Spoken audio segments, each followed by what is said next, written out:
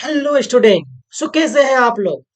उम्मीद करते हैं कि आप बहुत ही अच्छे होंगे और अपने स्टडी को बहुत ही बेहतरीन वे में कर रहे हो।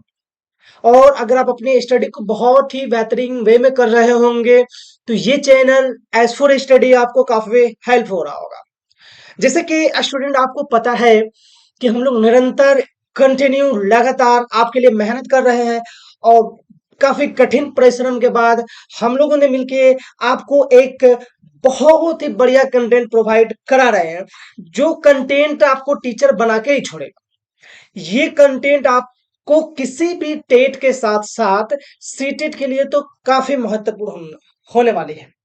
और जैसे कि दोस्तों आपको पता है कि अपन लोग जो है फिलहाल तीन सब्जेक्ट को मैथमेटिक्स साइंस और सीडीपी मतलब दोस्तों 90 नंबर का हम लोग प्रोसेस लेके चल रहे हैं। 90 नंबर 30 30 30 90 नंबर हो गए। ये 90 नंबर को मैं टारगेट करके चल रहा हूं, है ना।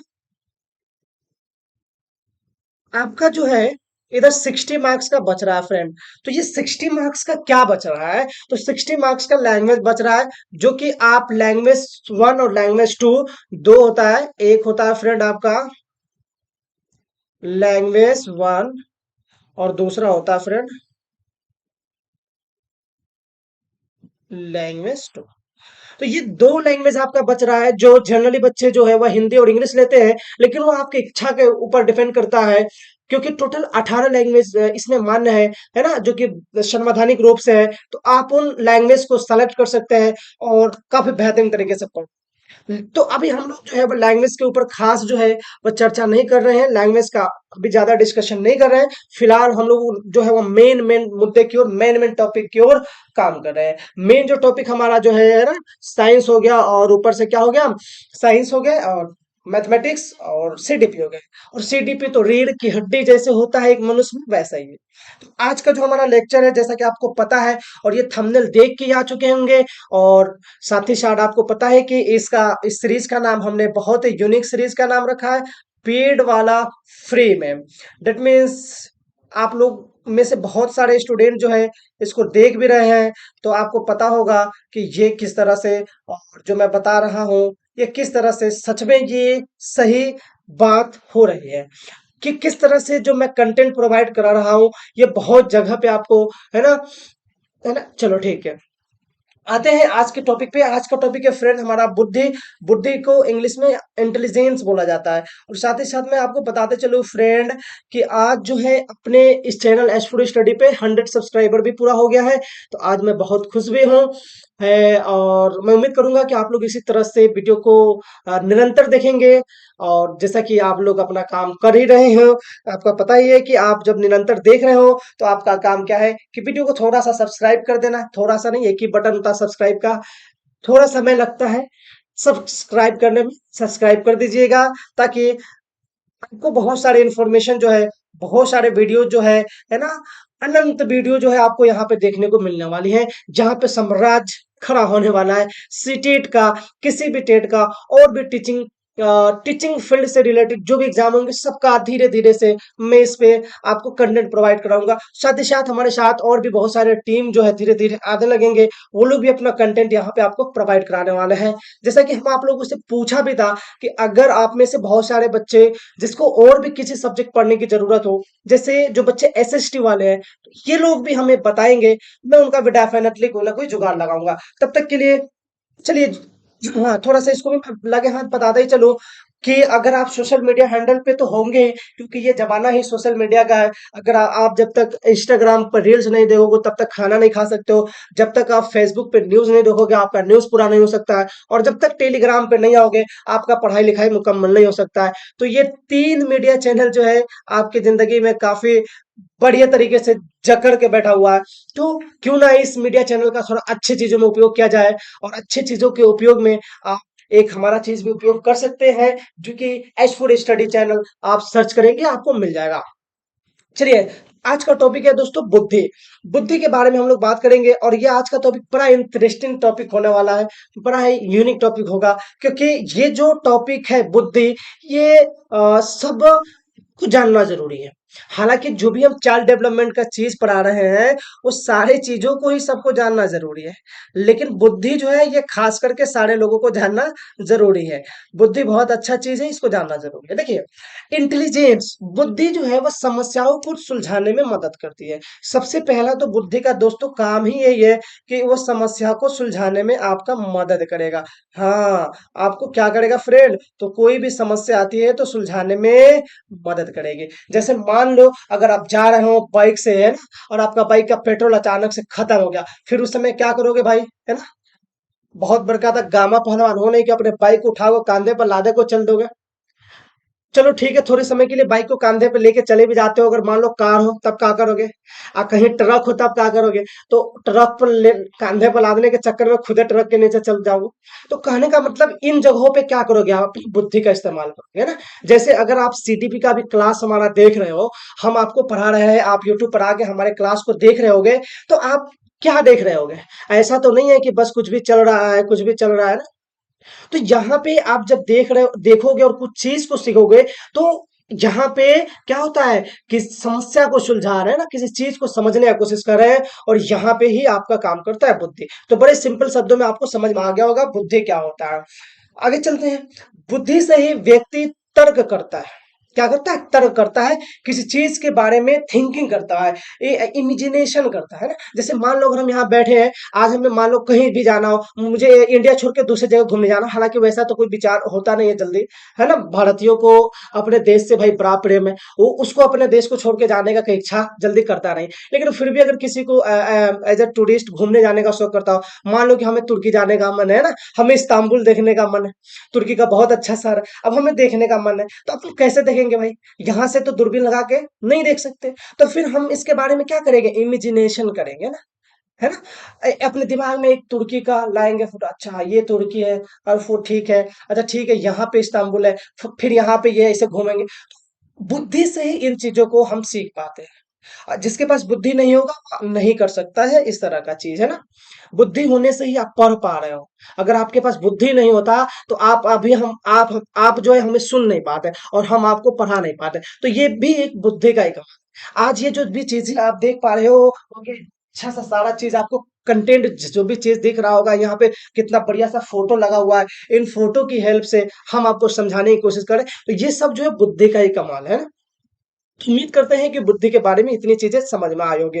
तो बुद्धि से क्या कर सकते हो बाबू? तर्क कर सकते हो, थिंकिंग कर सकते हो, इमेजिनेशन कर सकते हो, है ना। ये सारी चीजें बुद्धि से ही पॉसिबल है। अगर आपके पास बुद्धि नहीं है तो फिर ये चीजों को आप नहीं कर सकते। जैसे आप देखे भी होंगे कुछ लोग जो होते हैं बैल बुद्धि के होते हैं, जिनको कुछ अकल का पता ही नहीं होता है। आगे चलते हैं दोस्तों। इंटेलिजेंस मीन्स बुद्धि। इंटेलिजेंस एक मल्टी डायमेंशनल है और कठिन योग्यताओं का एक सेट होता है। देखो बच्चे, बुद्धि जो होता है वो मल्टी डायमेंशनल होता है। जो हमारा दिमाग है वो कई डायरेक्शन में क्या करता है? काम करता है। ऐसा नहीं है कि बुद्धि एक ही डायमेंशन में काम करता है। सपोज अगर अभी हम पढ़ा रहे हैं तो सिर्फ हमारा बुद्धि ऐसा नहीं है कि जो चीज पढ़ा रहे हैं उसे फोकस हो सकता है कि हमारे सामने कोई चीज आ जा रहा है तो हमारा उस पर भी फोकस होगा, और वो भी चीज समझ में आएगा कि हाँ ये भी ये चीज चल रहा है ना। तो यहाँ ये जो है बुद्धि जो है मल्टी डायमेंशनल काम करता है ना। आगे चलिए।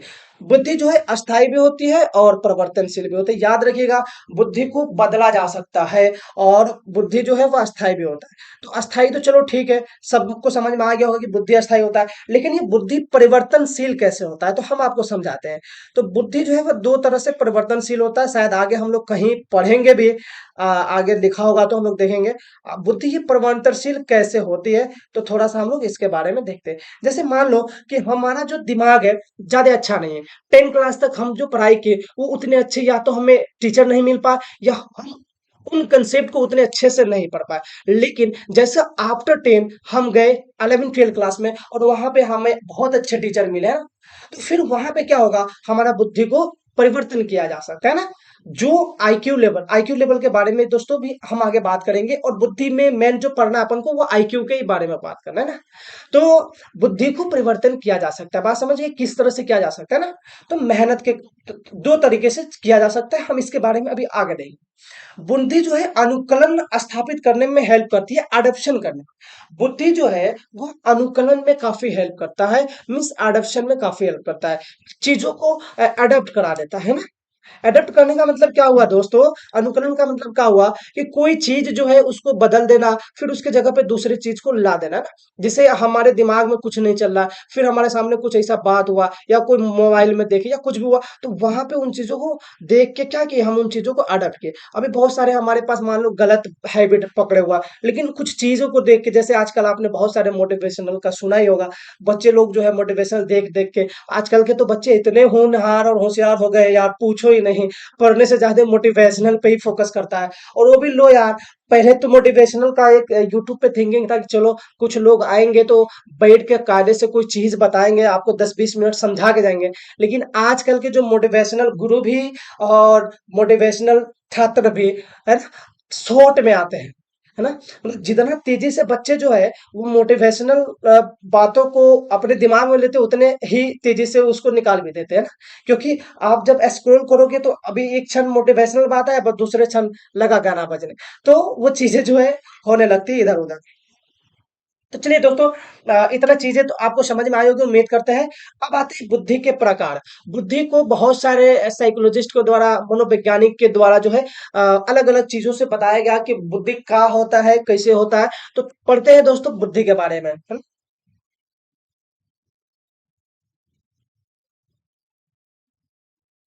देखिए दोस्तों, एक बहुत बड़े साइकोलॉजिस्ट थे, बहुत बड़े मनोवैज्ञानिक थे, जिसका नाम था थार्नाइट।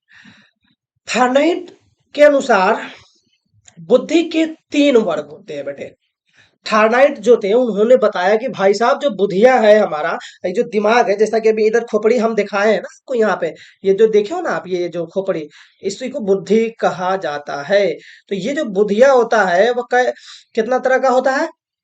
3 तरह का होता है। और यह बात कौन कहा? तो हमारे मनोवैज्ञानिक भाई साहब, थार्नाइट भाई साहब ने कहा ना कि भाई बुद्धि जो है 3 प्रकार के होते हैं, तो बताना भी तो पड़ेगा कि ये 3 कौन कौन से होते हैं। तो कहा ठीक है बेटे, ले मैं बता देता हूं तुम्हें कि 3 कौन कौन से बुद्धि होते हैं।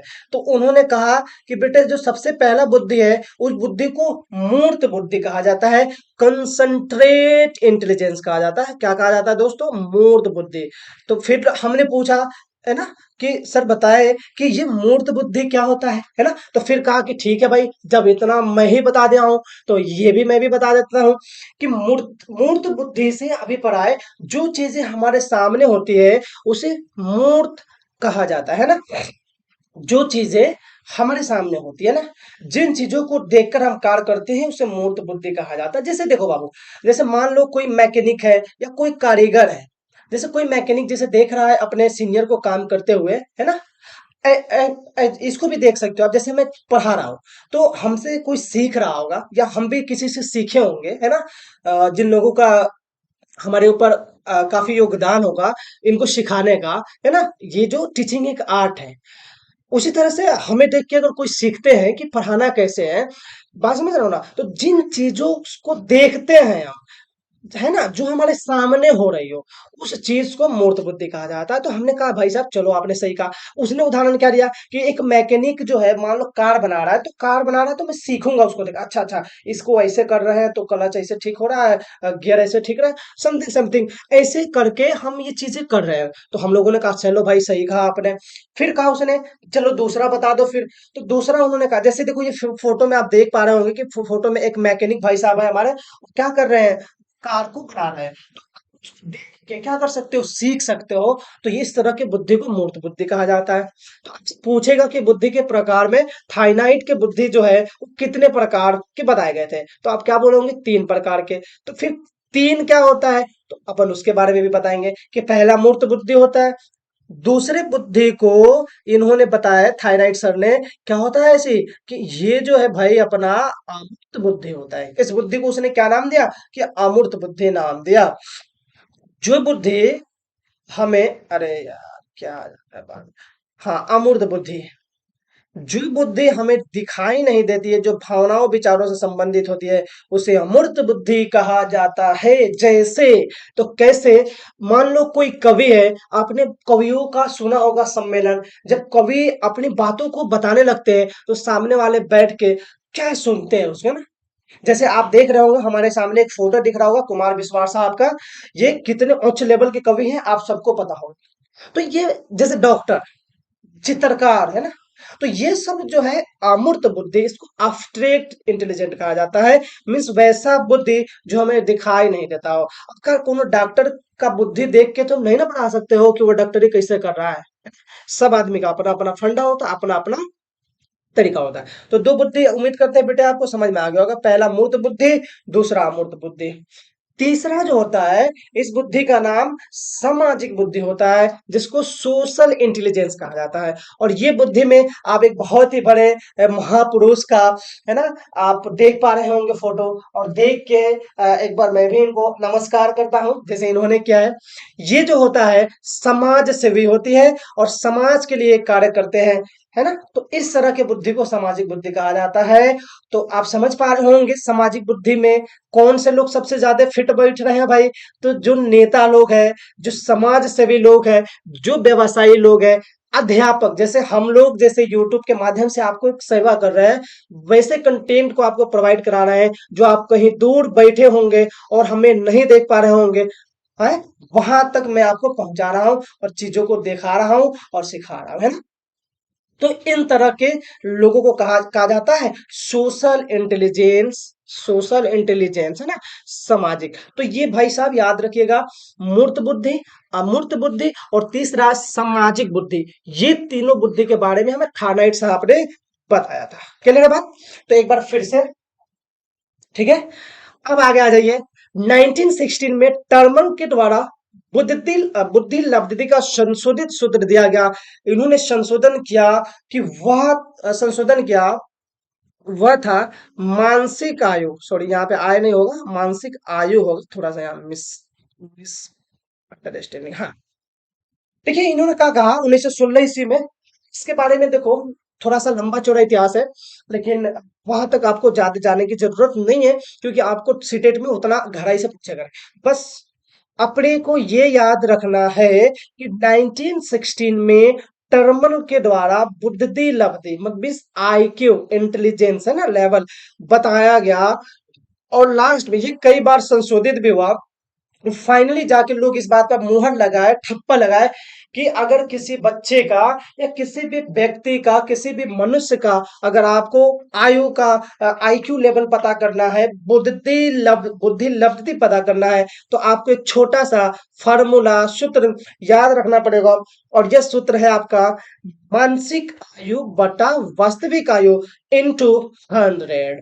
देखो बेटे, ये मानसिक आयु क्या होते हैं और वास्तविक आयु क्या होते हैं, थोड़ा सा इसके बारे में जान लेते हैं। मानसिक आयु का मतलब क्या हुआ कि हमारा जो दिमाग है, जैसे मान लो अभी मैं 15 साल का हूं, है ना, और 15 साल में बहुत बड़े बड़े कारनामा कर दिए ना। मान लो इस आपने बोला 15 साल का हूँ, 15 साल में मेरे दिमाग में ऐसा ऐसा कॉन्सेप्ट आया। जैसे आपने देखा होगा इस धरती पे बहुत सारे वैसे लोग हैं जो बहुत ही कम आयु में बहुत खतरनाक खतरनाक जो है वह कॉन्सेप्ट इस धरती को दे के गए हैं, सिखाए गए हैं, जिसमें खास करके साइंटिस्ट वगैरह फिट होते हैं, मैथमेटिशियन फिक्स होते हैं, जो बड़े लेवल के सोच होते हैं ना। तो मेंटल आयु वो होता है जो अपने आयु से ज्यादा की चीजों को सोच सके ना। और वास्तविक आयु तो पता है, जैसे मेरा कोई वायु आयु है, तो उस आयु को मेंटल आयु से डिवाइड करके इंटू 100 करोगे तो आपको क्या निकलेगा बच्चों? उससे आपको निकलेगा बुद्धि लब्धि। तो उम्मीद करते हैं कि ये चीज समझ में आया होगा। अब आइए, बहुत सारे साइकोलॉजिस्ट मनोवैज्ञानिक के द्वारा फाइनली इस बात पे मोहर लग गया कि बुद्धि के जो प्रकार है कई प्रकार में बांटा जाएगा। बुद्धि जो है एक प्रकार से नहीं है, इन बुद्धि को जो है कई तरह से बांटा जाएगा। तो चलते हैं थोड़ा सा ये बुद्धि के बारे में देखते हैं बेटे। फिर से कहा गया कि बुद्धि जो है वह कई तरीके से होता है। और देखिए, आपके एग्जाम में इतना सारा बुद्धि को याद नहीं रखना है। आपको इतना ज्यादा बुद्धि के बारे में नहीं पूछा जाएगा। मतलब ये जो दिख रहा होगा मेरे पीछे, इधर देख सकते हो आप, ये 25 से कम, 25 से 49, 50 से 60, ऐसे कर करके बहुत सारे देख रहे हैं। तो अपने को इतने भी बुद्धि के प्रकार नहीं पढ़ने। इसमें से 3 बुद्धि को ज्यादातर याद रखना है बेटे। एक तो रखना है जड़ बुद्धि, मीन्स जिसको इडियट कहा जाता है। देखो, इससे किसी भी व्यक्ति को ठेस पहुंचाने का भावना नहीं है हमारा। ये पढ़ना है। कई हालांकि बुद्धि लब्धि में आईक्यू लेवल के टेस्टिंग में कई सारे चीजें जो है हमें देखने को मिला है, जो इसका कटाक्ष छाया है, तो वो चीज अलग चीज होती है। तो शायद मैं भी अभी बता रहा हूँ, तो मैं उस को अंदर तक लेके नहीं जा रहा हूँ। तो मैं किसी भी व्यक्ति का यहाँ पर अगर नाम ले रहा हूँ तो उसको उस तरह का ठेस पहुंचाने का भावना नहीं है, बस मैं उसे समझाना चाह रहा हूँ। चलिए, एक तो आपको जड़ बुद्धि याद रखना है, और एक सामान्य बुद्धि याद रखना है, और तीसरा प्रतिभाशाली बुद्धि। ये तीन चीज जो है आपको एग्जाम में सबसे ज्यादा देखने को मिलते हैं। हालांकि मैं एक बार सबको नॉमिनेट कर देता हूँ। जैसे 25 से जो कम होता है बुद्धि, उसको जड़ बुद्धि कहा जाता है, इडियट कहा जाता है। आप पूछोगे फिर से, सर ये निकालेंगे कैसे 25 से कम? तो वही कहानी, आपको आना है मानसिक आयु बटा वास्तविक आयु इंटू 100, है ना? तो आप कमेंट सेक्शन में बताएंगे, आप सभी लोग जितने भी बच्चे इसको देख रहे होंगे, जितने भी हमारे मित्रगण देख रहे होंगे, कमेंट सेक्शन में जरूर बताएंगे कि आप लोगों का आईक्यू लेवल क्या है ना? आप लोगों का आईक्यू लेवल किस के बीच में है? ये जो डाटा दिख रहा है, इस डाटा में किसके बीच में आप लोग आते हैं, हमें बताना है ना? आगे चलते हैं दोस्तों। 25 से अगर कम बुद्धि हो तो उसे जड़ बुद्धि कहा जाता है, मीन्स इडियट कहा जाता है। उसी तरह से दूसरा आता है 25 से 49, इसको मूढ़ बुद्धि कहा जाता है। तीसरा आता है 50 से 69, जिसे मूर्ख बुद्धि कहा जाता है। तीसरा आता है 70 से 79, इसको मंद बुद्धि कहा जाता है। और फिर 80 से 89 जो होता है सामान्य बुद्धि से थोड़ा सा नीचे, बेलो, सॉरी। फिर आता है 90 टू 109, जिसको सामान्य बुद्धि, एवरेज। छोटा सा आपको एग्जांपल समझा रहा हूँ। जैसे कि आप सीटेट का एग्जाम दे रहे हो, आपको पता है कि हमारा क्वेश्चन 150 मार्क्स का होगा, और इस 150 मार्क्स में 90 मार्क्स लाना है आपको, तो पास कर पाओगे। उससे ज्यादा भी आप ला सकते हो। तो 90 मार्क्स जो आया वो तुम्हारा क्या हो गया, एवरेज हो गया। 90 मार्क्स जो ना वो एवरेज हो गया। तो उसी तरीके से देखो, एवरेज का यहाँ भी सीन है, 90 टू 109, 90 टू 109। तो ये सामान्य बुद्धि होता है, 90 टू 109, 90 टू 109, 90 टू 109। इसको अपन बोलते हैं बेटे सामान्य बुद्धि। उम्मीद करते हैं कि आप सभी लोगों को ये चीजें समझ में आ रही होगी। और फिर भी जिन भाई बंधु को अगर दिक्कत तकलीफ का सामना करना पड़ रहा हो, तो वो हमसे रूबरू हो सकते हैं कमेंट के माध्यम से। आगे चलते हैं। 110 से 119 के बीच में अगर आप जा रहे हो तो सामान्य बुद्धि से थोड़ा सा ऊपर होता है। फिर 120 से अगर 129 के बीच में आ रहे हो तो उसे तीव्र बुद्धि कहा जाता है। कौन सा बुद्धि कहा जाता है?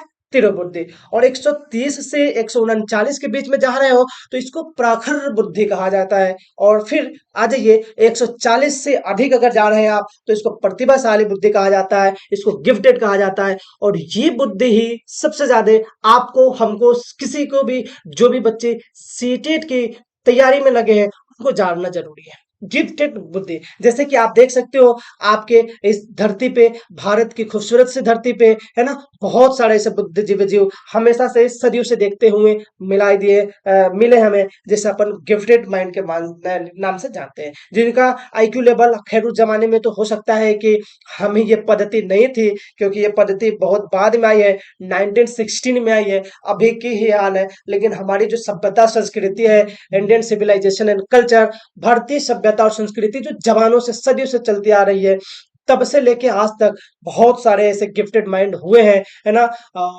जिनमें से मैं आपको किसी का नाम बताना चाहूंगा, जैसे जो हमारे बहुत ही प्रिय, है ना, क्योंकि मैं भी मैथमेटिक्स फील्ड से हूँ, तो मेरे लिए काफी प्रिय है, और जब भी उनका नाम याद आता है तो अंदर से एक अजीब सी फीलिंग आती है, क्योंकि उनका मैंने बायोग्राफी पढ़ा है। अगर आप लोग भी पढ़े होंगे तो आपको पता होगा ना। जैसे आपने नाम सुना होगा, भारत के बहुत बड़े मैथमेटिशियन जिसका नाम श्रीनिवासा रामानुजन था। इनके बारे में आप सभी लोग जानते होंगे। इनके बारे में ऐसा कहा जाता है कि ये, इनका आईक्यू लेवल बहुत खतरनाक था, गॉड गिफ्टेड था।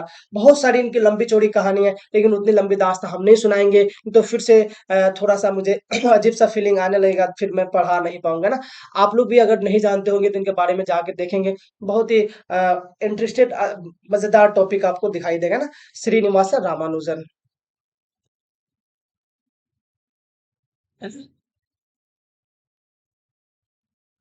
श्रीनिवास रामानुजन, इनकी बहुत अच्छी कहानी है, एक बार देखेंगे आप। इसी तरह से कुछ दिन पहले का ही बता रहा हूँ, फिर एक बहुत बड़े मैथमेटिशियन, इनके आईक्यू के बारे में तो मैं नहीं बता सकता हूँ कि कितना थे, लेकिन भाई साहब इनका भी जो आईक्यू लेवल बहुत खतरनाक था। और इनका भी जो देहांत जो है किस वे से हुआ है, अगर आप इनके भी अगर आप आत्मकथा को जब पढ़ेंगे, इनके स्टोरी के बारे में आप जानोगे, तो आपके रोंगटे खड़े हो जाएंगे। हाँ जी, मैं बात कर रहा हूँ वशिष्ठ नारायण सर के बारे में, है ना, जो कि बिहार की इस पावन से धरती से जन्मे थे। और इनके बारे में भी अगर आप जानोगे ना इनका, तो काफी दुखद मतलब फीलिंग आएगा, है ना। और ये हाल फिलहाल की ही घटना है, तो इसलिए मैं आपको बता दिया हूँ। इनका भी माइंड काफी गिफ्टेड माइंड था। हालांकि बहुत सारे मैथमेटिशियन, साइंटिस्ट, साइकोलॉजिस्ट, बहुत बड़े बड़े विद्वानों का माइंड हुआ है, लेकिन मैं कुछ का ही नाम ले रहा हूँ। एक थोड़ा पहले का लिया हूँ, एक अभी का लिया हूँ, और फिर एक छोटा सा नन्हे मुन्ने बच्चे का बता रहा हूँ, जिसके बारे में आप सुने होंगे। आए दिन गूगल पे आप सर्च करोगे, आपको दिखाई देगा। और गूगल से ही याद आया कि उन्हें गूगल बॉय के नाम से भी जाना जाता है। जी हाँ, मैं बात कर रहा हूँ कौटिल्य पंडित की, है ना। आगे शायद मैं उसके बारे में देखूंगा भी, मैं फोटो शायद लगाया होगा तो दिखाऊंगा आपको। कौटिल्य पंडित, उनका भी जो है ना आईक्यू लेवल बहुत खतरनाक है भाई। इन लोगों को ना गॉड गिफ्टेड कहा जाता है। तो उम्मीद करते हैं कि ये सारी चीजें आपको समझ में आई होगी, जिसमें तीन चीज आपको याद रखना है बस। एक 90 टू 109, या 109 नहीं याद हो बेटे तो 90 टू 110, 90 से लेके 110 ये सामान्य बुद्धि होता है। और 140 से अधिक जो है प्रतिभाशाली बुद्धि होते हैं। और 25 से कम जो होते हैं वो इडियट होते हैं, जड़ बुद्धि होते हैं। उनके बुद्धि को भगवान पता नहीं कहाँ रख के आए हैं, किस मतलब लगता है वो जब भगवान जी के पास बुद्धि मांगने के लिए गए होंगे, तो शायद टूटा टोकरी, टोकरी शायद आप लोग समझ ही रहे होंगे अगर यूपी बिहार वाले होंगे तो। टोकरी क्या होता है कि टोकरी में अगर आप किसी चीज को डालते हो, जैसे लिक्विड पानी वगैरह, तो आपका पूरा पानी बाहर आ जाएगा ना। तो शायद उन लोगों के लिए पता नहीं, जोक था यार, मजाक था, इसको किसी सीरियस नहीं लेना है। चलिए, जैसा कि हमने आपको बताया कि थोड़ा सा मैं बात करने वाला हूँ प्रतिभाशाली बच्चों के बारे में। वैसे बच्चे जो प्रतिभाशाली, हालांकि प्रतिभाशाली के बारे में मैं तो बहुत सारा चीज आपको बता ही दिया, बहुत चीज बताने की आवश्यकता भी नहीं है। जैसे एक फोटो में दिख रहा होगा आपको कि ये दोनों बच्चे जो हैं कितने प्रतिभाशाली हैं, कि इतनी कम उम्र के दिखाई दे रहे हैं, लेकिन मैथ के क्या इक्वेशन को सॉल्व करते हुए नजर आ रहे हैं। तो इस तरह के बच्चों को प्रतिभाशाली बच्चे कहा जाता है। जैसे आप कौटिल्य पंडित को देख लो, है ना, गॉड गिफ्टेड माइंड यार, है ना। चलिए, प्रतिभाशाली बच्चों का कुछ खासियत होता है। अभी खासियत क्या होता है, थोड़ा सा हम इसके बारे में जानते हैं। आखिर उनके अंदर ऐसा क्या होता है कि हम लोग उसको गिफ्टेड माइंड कहते हैं। तो कुछ उनके अंदर गुण तो होता होगा ना, तो उन्हीं गुण के बारे में हम यहाँ पे देखने वाले हैं। थोड़ा सा देखते हैं, पानी पी लेता हूँ यार। काफी मेहनत लगता है आप लोगों का एक लेक्चर शूट करने में, है ना। जितना मुझे लगता है कि मैं पूरा दिन पढ़ाता हूँ, और जितना मेहनत नहीं लगता होगा, उतना मेहनत हमारा यहाँ पे एक लेक्चर शूट करने में लग जाता है। क्योंकि यहाँ पे मोटिवेट करने के लिए बच्चे नहीं होते हैं। सबसे बड़ा प्रॉब्लम ये होता है ना, कैमरे को कितने देर तक बच्चे समझ के मैं मोटिवेट करूंगा, भूल ही जाता हूँ, है ना। आदत है ऑफलाइन क्लासेस में बच्चे होते हैं ना मोटिवेट करने के लिए, हाँ सर बढ़िया सर, अच्छा जा रहे हैं सर, बढ़िया सर, ठीक है यहाँ पे कौन बोलेगा यार, बोलेगा ही कौन। ये कैमरा तो कब से बोलने लगेगा, कैमरा कैसे बोलेगा। तो यहाँ पे थोड़ा सा अजीब सा फीलिंग भी आता है, लेकिन अब तो आदत सी होने लगी है। कैमरा में जो तीन चार लेंस होते हैं, वो सारे लेंस जो है वो अलग अलग बच्चे दिखाई देते हैं, है ना। और ऐसा लगते हैं कि सब बच्चे जो है कोई इडियट माइंड्स के बैठे हैं, कोई एवरेज माइंड के बैठे हैं, और कोई जो है गिफ्टेड माइंड के बैठे हैं। खैर आप लोग वीडियो जो देखते हैं, काफी थैंक्स, क्या ही कहा जा सकता है। आज एक वीडियो आएगा आप लोगों के सामने, जब मैं आपको दिखाऊंगा थोड़ा सा अपने बारे में। खैर वो बातें उस समय की जाएगी। फिलहाल अपन टॉपिक पे लौटते हैं।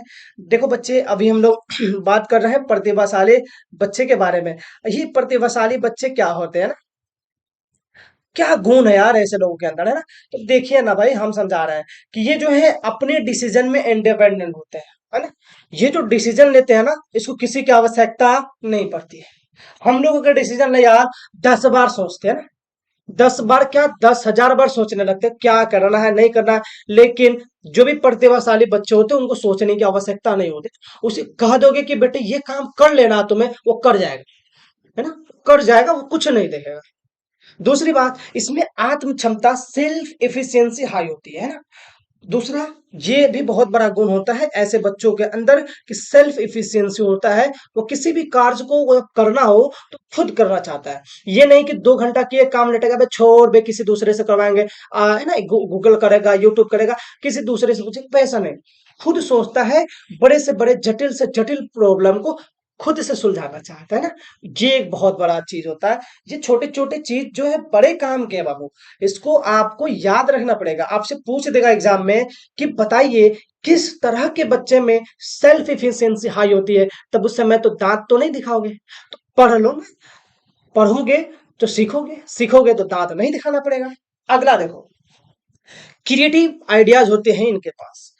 क्रिएटिव आइडियाज भी बहुत होते हैं ना, डिफरेंट डिफरेंट टाइप का, है ना, वो थिंकिंग रखते हैं। बहुत बहुत से क्रिएटिव आइडिया, जैसे आपने भी देखा होगा कि एक ओयो जो चल रहा था अभी कुछ समय पहले से चल भी रहा है, तो ओयो जो चल रहा है, तो क्या क्रिएटिव माइंड, एक छोटा सा बच्चा, इतना कम एज का बच्चा, लेकिन उसके अंदर देख सकते हो आप कि उसका क्या क्रिएटिव माइंड है ना। तो ये जो होता है क्रिएटिव आइडियाज भी बहुत अच्छे होते हैं, है ना। इनमें क्यूरियोसिटी भी बहुत होती है, जिज्ञासा है, किसी चीज को सीखने का बहुत जिज्ञासा होता है ना। आप बहुत बड़े मशीन को खोल के, मशीन का आप किसी के दिमाग को खोल के अगर उसके सामने रख दोगे, तो ये नहीं सोचेगा कि ये डॉक्टर का काम है, डॉक्टर इसके दिमाग को चेक करेगा, ये उसके ऊपर भी चिंतन करने लगेगा, थिंकिंग करने लगेगा। तो ये होते हैं प्रतिभाशाली बच्चे। इनके अंदर काफी क्यूरियोसिटी होती है किसी चीज को सीखने के लिए ना। इन्हें ऐसे सपोर्ट की जरूरत है जो स्कूल के थ्रू नहीं मिल पाता है। और एक चीज इसमें बड़ा ही अच्छा चीज है कि इस तरह के बच्चों को एक स्पेशल सपोर्ट की आवश्यकता होती है स्कूल के अलावा, है ना। क्योंकि स्कूल में आप उन सारी चीजों को उनको नहीं बता सकते हैं, क्योंकि स्कूल जो होता है सारे बच्चों के समूह से मिल के बनता है, और सभी बच्चों को एक समान से पढ़ाना एक टीचर का बहुत बड़ा दायित्व होता है। तो जो भी प्रतिभाशाली स्टूडेंट है, इस तरह के जो बच्चे हैं, इनको सपोर्ट के लिए थोड़ा अलग से आवश्यकता मिले, है ना। तो अगर आप लोग जो बच्चे, आप लोग जो भी देख रहे होंगे, बहुत सारे इसमें सीटेट क्वालिफाई भी होंगे, बहुत सारे टीचर वगैरह भी होंगे, या बहुत सारे विद्यार्थी जो देख रहे होंगे, तो आप भी अपने समाज में, आप अपने तबके में देखें कि अगर कोई ऐसा बच्चा हो, है ना, जो गिफ्टेड माइंड, आपको तो पता नहीं चलेगा ना, लेकिन हम जो जो चीज बताए हैं, जो जो कहानी बता रहे हैं, ये सब आइडिया से तो पता चल सकता है कि ये बच्चा प्रतिभाशाली बच्चा है। तो अगर इनको किसी सपोर्ट की जरूरत हो, मानसिक रूप से, सामाजिक रूप से, है ना, आर्थिक रूप से, तो आप उनका जरूर हेल्प करें, है ना। बात समझ रहे हैं ना, क्योंकि वो बच्चा ही समाज को आगे लेके जा सकता है ना। समाज के 90% लोगों पर 10%, 20% लोगों का ही अधिकार, मतलब बौद्धिक रूप, मतलब मानसिक रूप से अधिकार होता है ना। उसी के दिमाग से हम लोग चल पाते होते हैं ना। नहीं तो हम लोग तो फिर यार, कोई अगर उन लोगों के आइडियाज हमारे पास नहीं हो, आज आप देख पा रहे होंगे, कहीं से बैठ के आप हमें सुन पा रहे होंगे, तो ये उन लोगों का ही आइडियाज है। नहीं तो हमारे हाथों में उतनी ताकत नहीं थी कि हम अपनी चीजों को आपके पास पहुंचा सके। तो ये चीज होते हैं। तो अगर आपके समाज में भी ऐसे प्रतिभाशाली स्टूडेंट बच्चे दिखाई दे, तो आप वैसे छात्र को जरूर मदद करें, है ना। चलिए, इनका मेंटल प्रोसेस हाई कैटेगरी का होता है, ये डेफिनेटली होना ही होना है भाई, ये तो होता ही है, होना ही है। चलिए, तो उम्मीद करते हैं कि ये आईक्यू लेवल आपको अच्छे से समझ में आ गया होगा। अगर किसी बंधु को स्क्रीनशॉट की आवश्यकता हो तो आप बिल्कुल ले सकते हो, और साथ ही साथ जो है आगे ये प्रतिभाशाली बच्चे आपको याद रखना है, और साथ ही साथ एवरेज बुद्धि कहाँ से कहाँ तक, तो 90 से लेके 110 तक है, याद रखिएगा। ये तो हो गया बुद्धि, बुद्धि के बारे में सीखे, आईक्यू लेवल सीखे। अब एक बहुत इंपॉर्टेंट चीज है बुद्धि के सिद्धांत, थ्योरी ऑफ इंटेलिजेंस। ये बुद्धि के सिद्धांत क्या होता है, तो एक भाई साहब थे हमारे, जिनका नाम था विनय, है ना। विनय ने बताया कि बुद्धि जो है एक कारक सिद्धांत को फॉलो करता है, यूनिफैक्टर थ्योरी को फॉलो करता है। भाई कैसे फॉलो करता है, इन्होंने क्या ऐसा बात कहा, तो थोड़ा सा हम लोग इस पे चर्चा करते हैं। इन्होंने कहा कि एक कारक सिद्धांत का प्रतिपादन विनय ने किया, करेक्ट है। विनय ने क्या, इन्होंने बताया सभी व्यक्तियों में एक ही प्रकार की बुद्धि होती है, जो सभी को कार्यों में कार्य करती है ना, जो सभी कार्यों में कार्य करती है। क्या ये बात इन्होंने सही कहा? मुझे तो नहीं लगता कि ये बात जो इन्होंने कहा वो सही कहा, क्योंकि सभी मनुष्यों में एक समान बुद्धि नहीं हो सकता है। अगर सभी मनुष्य की बुद्धि अगर एक समान हो, तो एक शिक्षित, जिसे हम लोग शिक्षित करने का मतलब हुआ जो एजुकेटेड पर्सन है, जिन्होंने अपने दिमाग का यूज करके किसी चीज को एडप्ट किया है, वैसे व्यक्ति, और एक जो व्यक्ति, देखो इसमें बड़ा ही यार चीजों को सोच समझ के बोलना पड़ता है, क्योंकि किसी भी तरह का इसमें सामाजिक मतभेद देखने को ना मिले। बट अपने को समझाने के लिए यार बोलना पड़ता है। जैसे मान लो कोई पढ़े लिखे शिक्षित व्यक्ति है और एक समाज में रहने वाले, उसी समाज के रहने वाले जो एक लेबर कैटेगरी के लोग हैं, तो उन दोनों की बुद्धि को एक नहीं कहा जा सकता है ना। कैसे कह सकते हो? अगर एक होता तो दोनों काम कर सकता था। तो इसलिए ये बीने साहब के बात को हम जो है कटाक्ष करते हैं। पता नहीं इनके दिमाग में क्या चला, ये एक कारक सिद्धांत मुझे नहीं पता, लेकिन ये बहुत हद तक सही नहीं है। दूसरा है बच्चों आपके लिए द्विकारक सिद्धांत, टू फैक्टर्स थ्योरी। इस कारक को एसपीएन मैन के द्वारा किया गया। उन्होंने बताया कि बुद्धि दो तत्व से मिलकर बनती है, और यह तत्व क्या है। तो चलिए इनके बात को देखते हैं भाई साहब, एसपीएन मैन ने आखिर क्या कहा, क्या इन्होंने कुछ कामगार बात कहा, देखते हैं। पहला बुद्धि का नाम इन्होंने दिया जी फैक्टर जनरल एबिलिटी। जी फैक्टर जनरल एबिलिटी, जिसको सामान्य तत्व भी कहा जाता है।